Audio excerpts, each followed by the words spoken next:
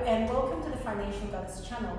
Today we are continuing our discussion on women's economic security. I have a very special guest with me today, Jilinda Lee. Welcome, Jilinda. Hi, how are you? Good, thank you. How are you? I'm very well, thank you. Wonderful. Jilinda is actually a change champion. She's a disruptor of normal, inspirer of dynamic leaders, and advocate for equality.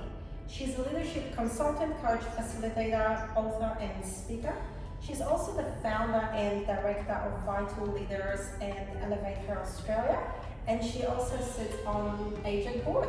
Keeps you quite busy, doesn't it? It does, absolutely, yes. But all things that I'm passionate about, which is important. Wonderful, and I'm so happy that you were able to come in and share with our viewers your perspective on women's economic security. Yes, it very much links to gender equality, that's for sure. Thank you. What would you say are the top 1 to 3 financial concerns of your generation? Yeah, okay, my generation. We've been through a lot, so I would say superannuation came in like halfway through our adult life. I'm 60 and I'm happy to tell that.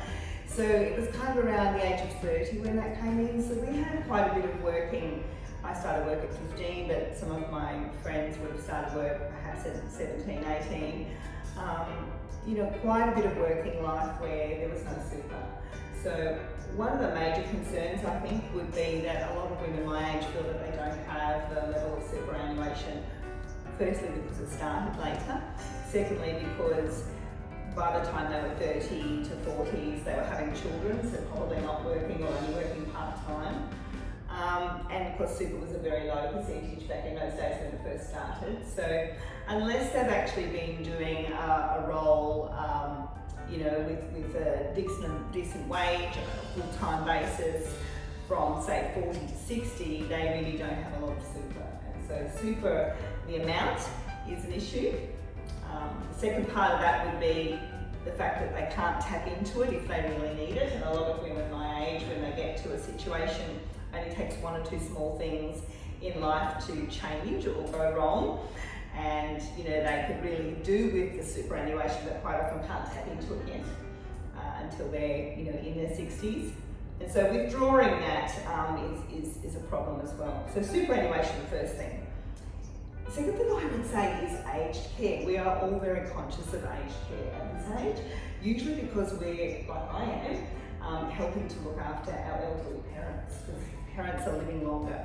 So from a financial security point of view, we can see how that's impacted our parents too, and we start to worry about whether we have enough finances there to be able to provide for our own aged care as well. And I think probably the third thing, at my stage in life too, I'm nowhere near retirement yet as far as I'm concerned. So the third thing is still being able to work. And from that continuation of your career or a change of career at this stage in life, and the ageism bias that goes with that. Right. Thank you for that. And do you feel, based on your own experience and that of your friends, that women have equal playing field when it comes to career opportunities and earning potential? Oh, that would be a hard no. Yes. They don't, and what I know to be true, and what I know from the women that I deal with in Elevate Her Australia and other things that I do in my circles, is that bias, that women are not treated the same way or given the same opportunities, happens at every stage of their life. So the sticking one, if you like, when you get to my stage in life is, now we're dealing with ageism bias. Yet again another. It doesn't go away. No. So from young girls not being promoted to motherhood years, the motherhood bias, to then later on when you are perhaps in a career that you're really enjoying and you're doing well in, to suddenly discover that you're pushed sideways by the time you get to 50, 55. I mean, if we really think about it, and you think about high-level leadership roles, because I deal a lot with leaders, CEOs, how many male CEOs are there? 55 and above. Majority. Sort of the stereotypical view of a male CEO. I think the recent statistic I looked at was only 19% of women at Yes, the moment that's are in right. CEO positions, and if we start dividing that into In age groups, you will find very few women over 55 in those high-level leadership roles. which is a shame because at that age you have most experience, qualifications. If you have children, they are grown up, so you're able to spend a lot more time if you need it on the project. So it's a shame that our society is treating it that way rather than taking advantage of the experiences. Absolutely. And in terms of earning potential, you did touch on that, but I think it's also an ongoing issue with the gender pay gap. And you work with women in leadership. I know from my own personal experience when I used to work for major corporations that the higher up you go, the greater the divide in pay is, because at the lower levels, of course, there is the award rates and EBAs, so they don't really have much flexibility of creating that division. But as you go higher and it's individual contracts and you're required to be silent about how much each person gets paid, unless of course you work in finance and cost payroll of your co-executives, that can be quite a significant difference that then also has a cumulative impact on the superannuation, because of course the superannuation is paid based on that base salary. So absolutely agree. I see that everywhere. In fact, it's very timely you asked that question. I've just come back from doing a couple of workshops, and one workshop was with a group of female anthropologists. And would you believe that they had discovered, after doing some surveys, a university group was working with them to do some surveys, that they were being paid anywhere between 5 to 20% less than their male counterparts who had the same skills and degrees and education and whatever that might be. So we did some work on how to negotiate, because in a lot of ways, and some of this is stuff we have to learn as women too, we're actually very good negotiators, but for some reason we don't seem to feel like we have the wherewithal or the deservedness to negotiate a better deal when it comes to recruitment and jobs. We don't even think to ask whether, is that the standard rate, or can you negotiate something better? And negotiation mightn't be money, it might be the way the work is done, it may be the flexibility, it may be the whole way we package it. And I think it stems down from when we are young, we're taught to be humble and play nice. And that whole play nice and being quiet and pleasing the people around us then translates into this engraved thing that doesn't serve us well when we have to stand up for ourselves, versus the boys growing up are taught to speak up and assert themselves, right? So I think if we change that, do a little social experiment if you like, if we change that and have the same language and the same expectation raising both boys and girls, perhaps we could see a generational change. Absolutely. Like, as soon as a woman sort of asks for those kind of things, she's thought to be bossy or bitchy or too aggressive, whereas a man does that, it's just felt that he's strong, he's determined, he's a leader, he's ambitious. So we've got to use the same adjectives for both genders, and like even when it comes to that money, I just want to throw in, like they've done surveys at the moment and just being aware of pocket money that's given to little girls versus little boys. Just in a similar situation where a little boy might be out with his father helping to mow. Well, mowing is a harder job, so he gets $10, and the little girl was inside helping to cook the pancakes, and that was a $5 job. And you look at that and I think, I'd rather be out mowing. Well, that's right. And the other preconceived notion that I found raising the teenagers is that the assumption of the boy would pay for the date. Yes. And for me, I've always said, my son is now 19, and when he was a teenager, I always said to him, I'm happy for you to pay for the first date and her birthday or anniversary if you want to. Everything else, you're both in the same financial situation. Neither one of you is working full time. You're both school students, maybe have a casual part-time job on the side. Each one of you pays for your own share. With my daughter, who's now 15, I told her that nothing is for free. There's no such thing as a free date or a free meal. Therefore, from her own perspective of self-respect and not getting herself cornered and used, to make sure that if she's going on a date, she can allow the guy to pay for the first date if he wants to, but I would prefer her to go 50-50. You pay for your own meal, and every meal after that, you do not order anything that you don't have money in your pocket to pay for. It's a very good lesson and a really good way of entrenching, I suppose, the fact that if we are wanting to be equal, we actually, work equally together. We don't expect other things, and then sort of think that we want to be equal in other ways. So, very good. And I think we need to, which leads me to question 3, and we've already started discussion around it, is what do you think causes it? We sort of started to explore the topic a little bit more when we're talking about the opportunities. Do you think it has to do more with a society or a system that needs to be changed?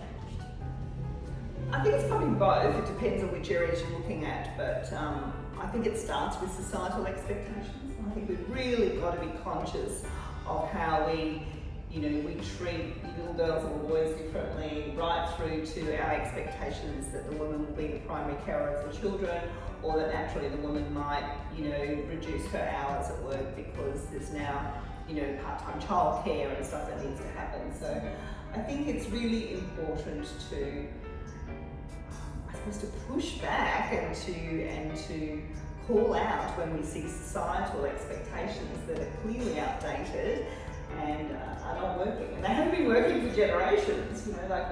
We were up against this years ago. I can tell a very quick story where, when it came to having children myself in my 20s, I sat down my husband and said, okay, so how are we going to raise these children? Because I'm not giving up my career. So it was a matter of him changing his career and us working out how we were going to raise that together. And I often talk to young women now and say, I don't understand why you're not having those conversations these days, because for me that was 38 years ago that I had that conversation. And I love that. And the first time that you shared this story with me, Jilinda, I remember it was such an eye-opener. It was a shock to the system, and I felt it was so progressive. Definitely a light bulb moment. I'm hoping for a lot of our female listeners out there, or female viewers, it's the same for you. It's you don't have to go with the societal expectations, regardless which country you're in watching this. It's what you can renegotiate your own boundaries within your own marriage to what works for you and for your husband. And it is a two-way conversation. Yes. And sometimes you do have to do a bit of pushing back to make sure that you still have a career and you don't lose your own self-identity, which of course then leads on to your economic security and your financial independence. Yeah. And Jilinda, do you feel that men should be involved in shaping those societal and systematic changes? Oh, yes, absolutely. And we have some, when you talk about gender equality or feminism or whatever you want to call it, it's never about man hating, it's actually about educating both parties as to the benefits of having equal choices, equal chances and equal opportunities. And I've had 2 great marriages, both men were able to cook, both men knew their way around, the Woolworths shopping aisles, could hang clothes on the line, could bring them back in, probably didn't fold them, but at least, knew how to help within the house. And that was just an expectation that we set up, right from the start. So I think that societal expectations, and I think that the more men that get involved with this, and even in more recent times, since COVID and flexible working hours, embrace the opportunity now of flexible working hours, men and women, and I think that the more they do that, they can see the benefits of both parents being equally involved, in the home, and also then the benefit of both parents or both adults being able to earn and enjoy their careers rather than one feeling like they're held back.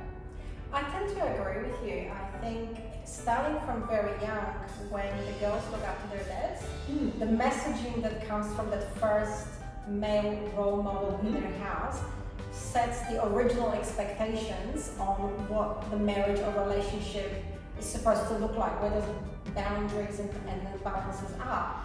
And then when we then further look at women progressing throughout her career and going into politics or going into executive roles, if she's ambitious and desires to do so, for men not to feel threatened, and for men sometimes we fear the change. The traditional old boys club, and it's fearing how the dynamic will shift by introducing women and her approach to leadership. Our styles of leadership will always be different, but that is what makes for more enriching organization. Or if the event of politics, now that we have more gender balance, it creates a better government because you're getting more perspectives and more experiences put together, and therefore you have a better representation of the society and better decision making of roles. It's not about women coming to those roles and pushing men out. It's about embracing both for the differences that we have, and then being able to create a better future for both genders. Yeah, I totally agree. I think the more women we have, not just women, but the more diversity we have at the decision-making tables, the better, the stronger decisions we'll have. And it certainly has made a difference, you know, in more recent times, where we've had more women's groups kind of really driving a strong awareness of the fact that we have this, you know, inequality still there in Australia. We have this pay gap. We have this kind of situation where our older women are our highest growing homelessness and poverty sector. These are not through their fault, these are through societal expectations on them years ago, decades ago, and this is the outcome you get when they get to that stage in life. So we really do need to take ownership of that and make some changes. Yeah. Absolutely. And now going to a bit more personal question, do you have financial goals for yourself? I do, but I also have I real feel that, I guess after decades of lots of changes, and I'm embracing change as it goes, but I do feel that you have to have flexible goals. I feel that I've realised there's no such thing as absolute certainty in life. There's no such thing as guaranteed security. So what you've got to have is goals that are working for you, that, you know, you're doing the best you can with what you've got, but that you also enjoy. For me, a goal is not just financial, it's about enjoying each day and doing something meaningful each day. So as I've got older, it's less about what size house I own, whether I own 2 cars, whether I've got a boat. It's less about material possessions, and my goals are more, you know, I suppose financial security or economic security for me is more holistic about what goals I want to be happy in life. Great. And do you feel confident, or how confident do you feel about reaching those goals that you set for yourself on a scale of 1 to 10, with 10 being 100% you're going to get to where your mind wants you to go, and 1 having no confidence whatsoever? I'm probably going to shock you with this one, but I'm actually going to say a 5. Because for me, it's like 50-50. And so I've become comfortable in life, not that I'm comfortable with lots of riches, but I'm comfortable in life to know, from a personal power point of view, that no matter what happens, I'll be okay. I may not have reached that goal that I wanted, I may not have been able to travel the world and see all the different countries I wanted to, but I've done some of it. You know, and I'm happy, and I have a roof over my head, and I'm okay. So for me, it's about being able to be okay with whatever situation hits you. There's just so many external factors these days. I've not got to a point in my life where I felt that there's a number and there's a thing by a particular date that I must have, or that's the end of the world. And I appreciate you bringing the flexibility is really important to have that. And I really appreciate you bringing it up, Jilinda, because especially coming out of the last 2 years for everyone, no matter what plans you have had in life, no matter where you were in terms of your career or financial goals or otherwise, it has thrown a havoc on everyone. And what you said is really good. The external factors. It was all external when the lockdowns happened. None of that was internal. None of that was within our control, and we just had to learn to roll with the punches, right? And do you think that if I asked you that question 2 years ago, would that be the same answer in terms of how much it's based on external factors? Or do you think your perspective has shifted? Yeah. For me, if you asked me that question 2 years ago, yes, because of the changes and things I've been through in life, I've learned to sort of rise up from the knocks and keep going and do whatever the goal is for the next, 2 years or so. I'm not a big person on, trying to forecast what it's going to look like in 10 years, because I know change happens more rapidly than that. So for me, yeah, probably the same answer. But the score that you asked me before, Yes. I probably would have said a 7 to 8, whereas now I'm saying 5. Because I can just see the external factors that I have no control over. So I just need to be okay with wherever that lands. And it's great to be able to build those resilience That's what skills it is. around it, right? And then you champion that and you teach other women that. So it's great that you not only just doing the talk, but you walking the walk as well, leading by example. Now, thinking about your retirement, and I know that you're not planning to do it anytime soon, have you given much thought to it as to when you might be considering it, and do you think you'll be able to retire by choice when you're ready? I think it depends on what you call retirement. So if retirement is absolutely stopping work and no longer earning income, I don't see myself ever doing that. Because I like research, because I like writing, there will always be some sort of that happening. So I see myself in my 80s still writing books, and if anyone wants me to speak, I'll probably be on a panel somewhere with a walking stick and be giving you my wisdom of 18 decades. But I also think that from the point of view where you said about having your own choices as to when, I do feel that by the time I'm in my 70s onwards, there'll be choices as to what I do, when I do, whether I want to write another book or whatever, health, pending, of course. Of course, yes. So we do probably tend to think more as you get older about, there's an urgency, if you like, about if I'm still going to do stuff and I've got some goals I want to achieve, probably needs to be in this decade between 60 and 70, because you kind of don't know what health does after that. Right. Hopefully. Well, that's right, and I love that you said depends on the definition of retirement, because it does mean different things to different people. For some people, it just means quitting their previous main occupation and starting a new chapter in their life. When I did some research into retirement, one of the things that I have found is that as much as people don't do a lot of planning towards it, they still do more planning in terms of finances than in terms of reinventing their identity. And this is the one thing that has the biggest impact on their health and happiness and well-being, all those things that you're talking about, because they found themselves that all of a sudden their entire identity was tied up to their main occupation or their main job or being a parent. And then they retire, they were looking forward to it, they have the money, and they sit at home. There's no interest, no hobbies. The next chapter is supposed to set in. And from my own planning perspective, I am planning to retire from my main gig in the next 10 years or so. It's one of the things that I started spending more time doing is thinking of, transforming my own identity into the post-main career life, because I've realized that that's one of the biggest pitfalls. And have I not come across that in the research, I probably would have been like most other people that just thought about the financial side. Then you get to that age and all of a sudden go, I still want to be doing things, I just don't know what that is and who I am and what are my actual strengths and interests outside of this main occupation I'm doing. So it's great to hear you being so. I think you've nailed it. I think what you're actually saying there is understanding what you love, what you value, and then what's going to give you meaning and purpose in your life going forward.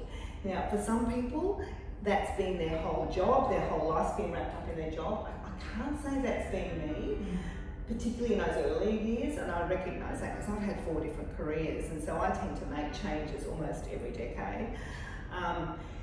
But where I've been probably since my late 40s, I think, mid-40s, is really on a track of making sure everything I choose is on purpose, has meaning, and fits with my goals, fits with my values.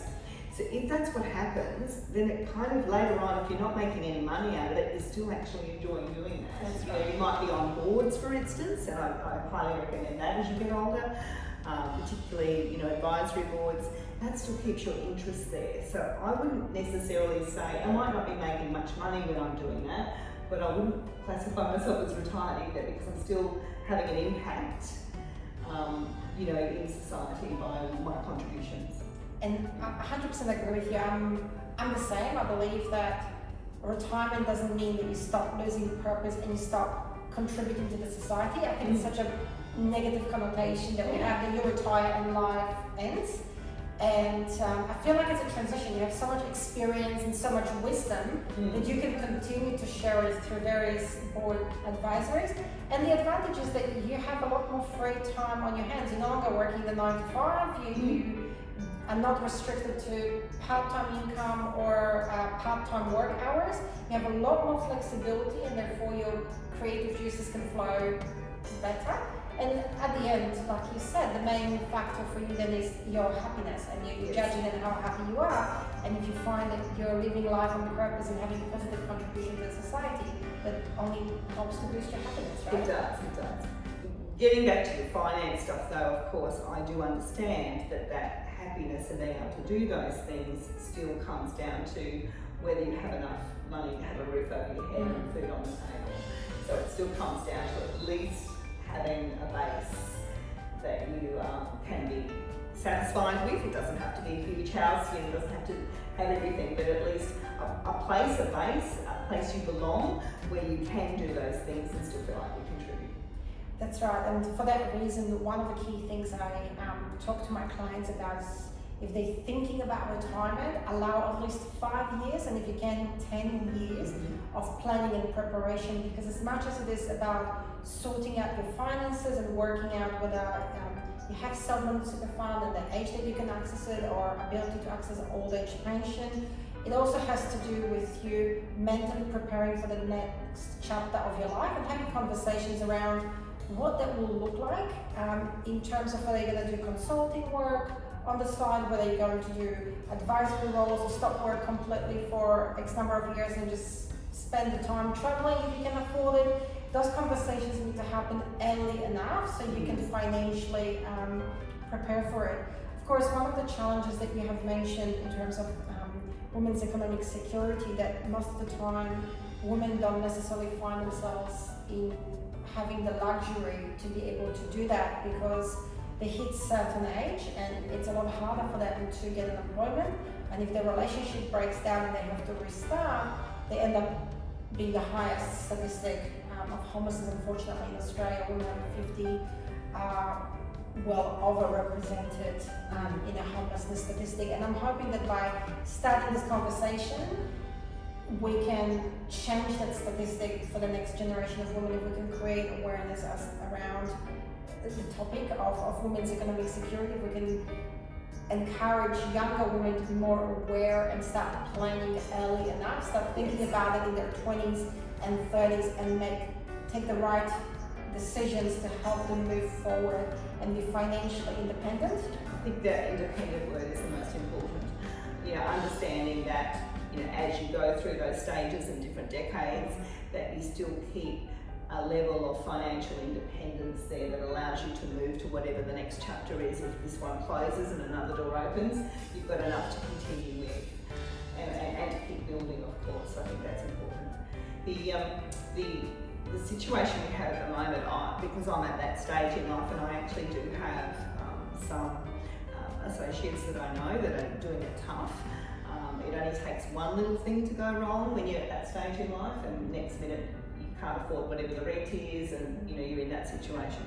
So I do actually think we do this for the next generation coming through, absolutely, but we must not ignore or ostracize or forget about the fact that society has created the tsunami of older women we have at the moment that are in poverty, and we must look after them and then learn from that and do things differently moving forward. I agree. For me, it's heartbreaking, and it reflects poorly on us as a society. These are the women that are mums. They're somebody's mums. They're women that they are in that situation because they chose to stay at home and raise children and sacrifice their own potential to raise the next generation. So it's heartbreaking, and I feel like it reflects poorly on us as a society that we letting those mums down. They've made the sacrifices necessary for the children, and then this is how we pay them forward for those sacrifices. I think we do need a system change in addressing. We're getting more awareness of that now, which is great, but then we need to put into action, some solutions that will help them through that situation as well. And you know, that kind of links into housing and all those things. But I think we've got a lot through the last decades, I suppose, and particularly just more recently, of awareness of the gender inequality, the pay gaps, what happens at the end when all this, you know, when there's been kind of unequal choices and chances and opportunities in life for women versus men. So I think the more we learn from that, and then we put actions in place, that should get to a point where we have more equal choices and more equal outcomes in the end. Absolutely, I'm very excited. I know you've been advocating for that change for a really long Yes, we time. have. And finally, we're recording it just after our 25th of October federal budget. Finally, there's some positive changes in the right direction for gender equality. So yes, I feel like I've been advocating for that for decades, but, Yes. that's fine. But to actually see that now and to see it embedded into decisions and how that has occurred is having more women at the decision-making tables, and I think that's the way we need to go, is so that we have awareness, we put actions in place, and we solve it. thank you very much for that, Jilinda. That's all the questions I had for you, Thank you. for today. It was a It's been a pleasure. It was a pleasure having you. Thank you. If you're enjoying watching this, please don't forget to click on the subscribe button. We're going to continue next week with the series. Thanks for watching. Thanks.